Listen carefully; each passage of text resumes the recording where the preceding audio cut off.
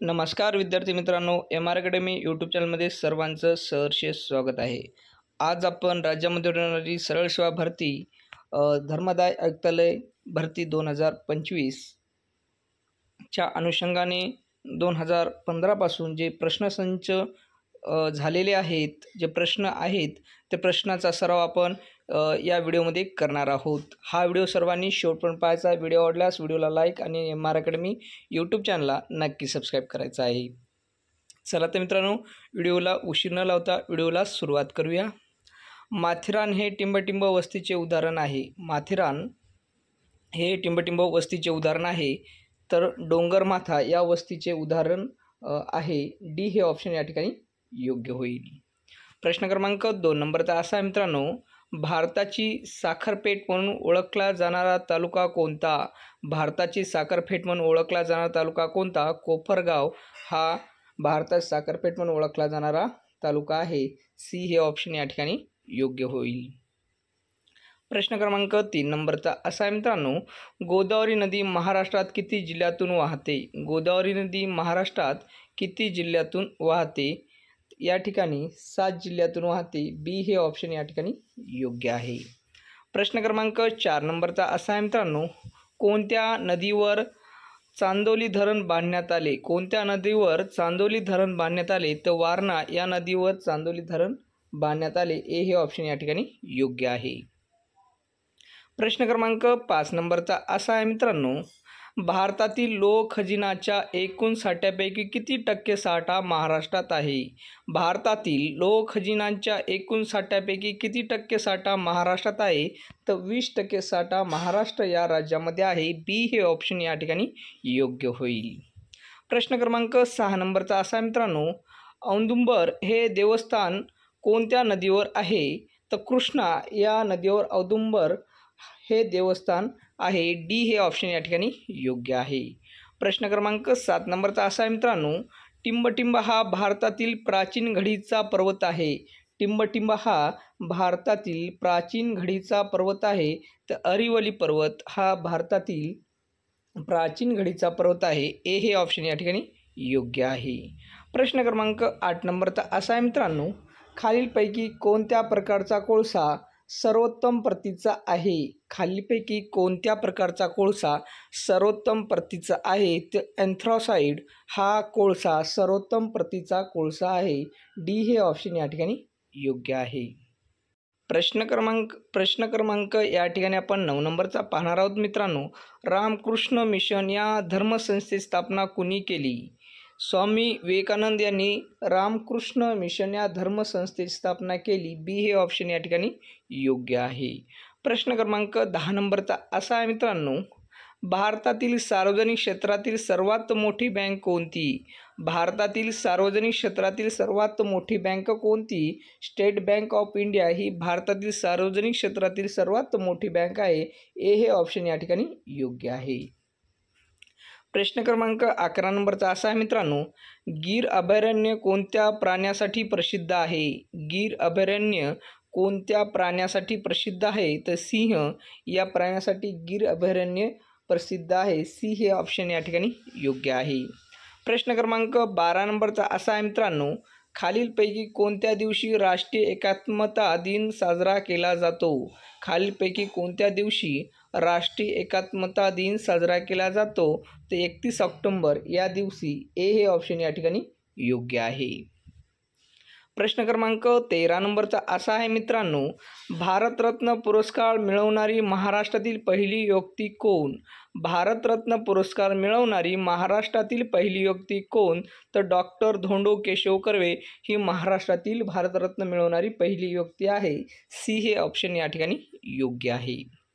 प्रश्न क्रमांक 14 नंबरचा असा आहे मित्रांनो, भारताच्या सुरक्षा व्यवस्थेच्या सर्वोच्च पदी भारताचे टिंबटिंब असतात, तर भारत देशाचे राष्ट्रपती असतात। बी हे ऑप्शन या ठिकाणी योग्य आहे। प्रश्न क्रमांक 15 नंबरचा असा आहे मित्रांनो, घटक राज्यांच्या सीमा बदलण्याचा अधिकार कोणाला आहे? घटक राज्यांच्या सीमा बदलण्याचा अधिकार कोणाला आहे? तर भारतीय संसद यांना घटक राज्यांच्या सीमा बदलण्याचा अधिकार आहे। डी हे ऑप्शन या ठिकाणी योग्य आहे। प्रश्न क्रमांक 16 नंबरचा असा आहे मित्रांनो, सिरम इन्स्टिट्यूट ऑफ इंडिया कोठे आहे? सिरम इन्स्टिट्यूट ऑफ इंडिया तर पुणे या ठिकाणी आहे, महाराष्ट्र राज्यात पुणे या ठिकाणी आहे. सी हे ऑप्शन या ठिकाणी योग्य आहे.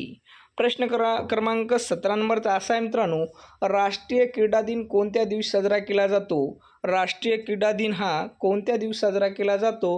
29 ऑगस्ट या दिवशी साजरा केला जातो. ए हे ऑप्शन या ठिकाणी योग्य आहे. प्रश्न क्रमांक 18 नंबरचा असा आहे मित्रांनो, 0 माईल स्थान कोणत्या शहरात आहे? 0 माईल स्थान कोणत्या शहरात आहे? तर नागपूर या शहरामध्ये 0 माईल स्थान आहे. सी हे ऑप्शन या ठिकाणी योग्य आहे.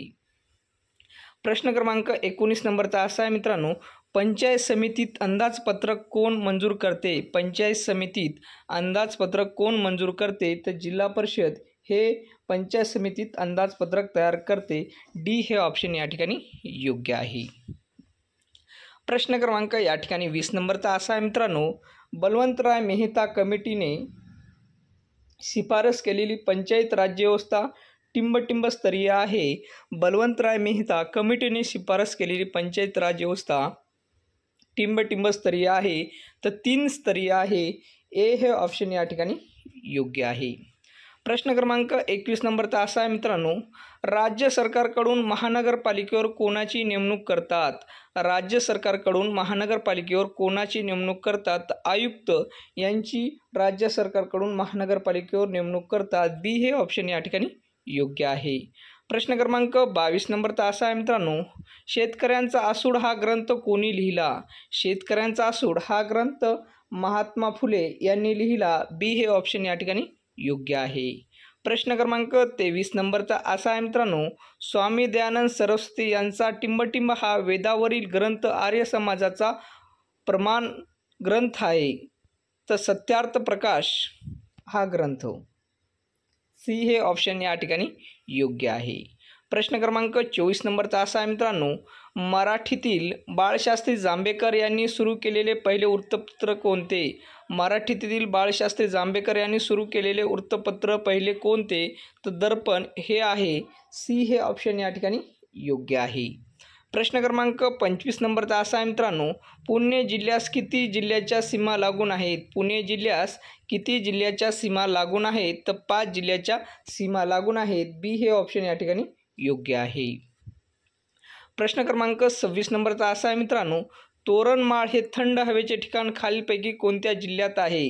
तोरणमाळ हे थंड हवेचे ठिकाण खालीलपैकी नंदुरबार या जिल्ह्यामध्ये आहे. सी हे ऑप्शन या ठिकाणी योग्य आहे.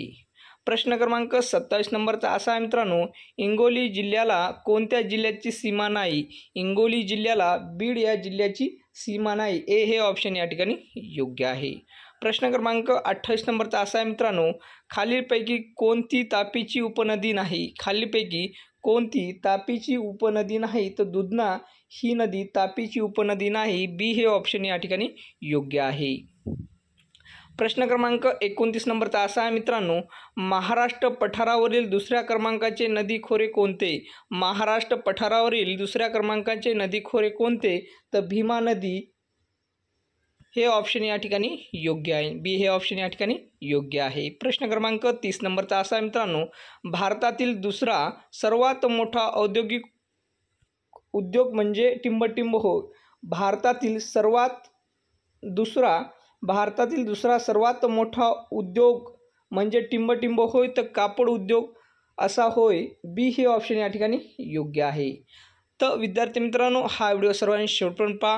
व्हिडिओ आवडल्यास व्हिडिओला लाईक, एम.आर. अकॅडमी यूट्यूब चॅनलला नक्की सबस्क्राईब करा, कारण असे महत्त्वपूर्ण ऐतिहासिक प्रश्न, मराठी व्याकरण, GK, सामान्य ज्ञान, अंकगणिती, बुद्धिमत्ता अत्यंत महत्त्वाचे प्रश्न आजच्या व्हिडिओमध्ये कव्हर केले आहेत. हा व्हिडिओ सर्वांनी शेवटपर्यंत पहा. उद्या भेटूया नेक्स्ट व्हिडिओमध्ये. नमस्कार.